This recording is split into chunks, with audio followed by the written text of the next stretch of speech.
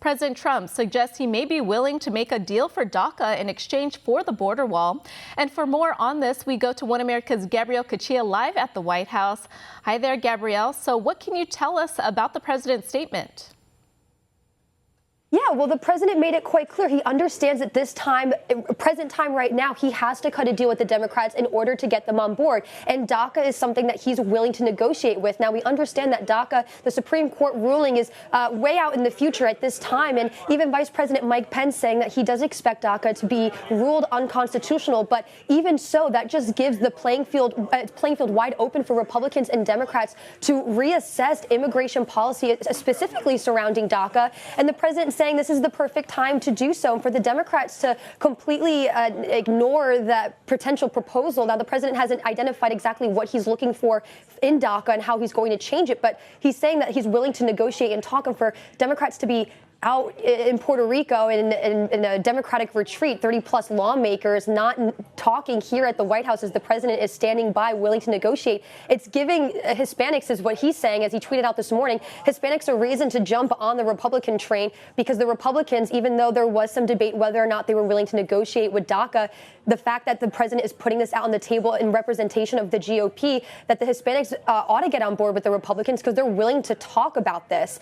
So he's hoping that's something that will eventually entice the Democrats to actually talk about. But still, we're not seeing any movement on that front. And I've talked about this before, the president trying to do anything he really can and now trying to work DACA as much as he can because he doesn't want to declare a national emergency. It's such a slippery slope to declare a national emergency because the power, the pendulum swings whether people like it or not. And at some point, there is going to be a Democrat sitting in the Oval Office, and they may be able to actually declare a national emergency for reasons they find just. So the president trying to hold off as much as he can, even though he is in his rights to actually declare that, and is hoping that some policy discussion is what will entice the Democrats to come on forward. But again, Nancy Pelosi, she did talk about last week or late last week that in response to angel families and CBP and how she doesn't have that relationship and hasn't been engaging in that conversation, unlike the president and some other GOP lawmakers.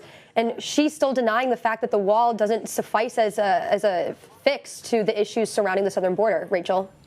So, Gabrielle, as far as the DACA deal, though, the president's conservative allies in Washington, they've previously spoken out against a DACA deal, calling it amnesty for illegal immigrants. Does the president think he can make this kind of a deal with the support of the GOP? Yeah, I think he can, because what I mentioned before, now the Supreme Court still has to rule, and they are more than likely going to rule this unconstitutional. And so I think GOP lawmakers need to understand that this isn't set in stone, that the GOP or the White House is completely adopting DACA for what it is and saying we won't touch it at all. Here you go, Democrats. What they're saying is that there are a lot of issues in the immigration system, and this is a perfect point for Republicans and Democrats at this stalemate to really come together and decide what's how they can negotiate. And I think a lot of people forget, even for the GOP and for the Democrats, to be a lawmaker on Capitol Hill, by definition, it says to compromise. So the fact that we've had the White House wagering some numbers from the $5.7 billion, then dropping down to the 2.5, and then coming back up and saying, sure, we'll add officers, yes, we'll add technology and the like, and then for the Democrats to just keep saying no, no, no, well, they're not necessarily doing their job. If you look at this just from an objective scope, they should be compromising, they should be talking, but we see. Yes, of course, there's some Republicans that are also not in Capitol Hill right now because it is the weekend and they reconvene on Monday. But still, Republicans and Democrats should be here in Washington regardless of Hamilton being shown as a play in Puerto Rico or whatever summit or retreat is going on. Everybody should probably set their things aside, and I think that's what the president's trying to do and say, I'm not completely adopting DACA as it is. I'm just giving you guys an opportunity to talk about it and see if we can work our way into a deal around border wall funding, Rachel. Absolutely, Gabrielle, and we will be watching these negotiations closely. But switching gears to this week in D.C., the president's nominee for Attorney General is in the hot seat this week, and he is expected to appear for his Senate confirmation hearings. What can we expect from that?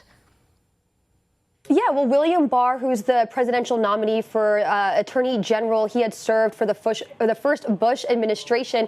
And with the Senate majority being Republican and also that Judiciary Committee, it doesn't look like his confirmation will necessarily be in jeopardy. But I will say I think we can expect it to be lengthy. Now, his first round of Senate hearings begin on Tuesday, January 15th, and they'll go till Wednesday, January 16th. But I think what's fair to assume is that the conversation and the questions are going to revolve around the Mueller probe, because, of course, we did hear from William Barr in the past saying that he was critical of Mueller pushing around the idea of perhaps using subpoena power to bring in the president to go press him on some questions surrounding the Russian probe. And so, of course, Democrats weren't happy to hear that he was contesting that subpoena power, whether or not it was right, and in fact saying that it potentially was not. So we can expect Democrats to push back a little bit on this and definitely talk about the Russian probe. But again, with the majority of the Republicans kind of leading this charge, it looks like we can count on his confirmation following those Senate hearings.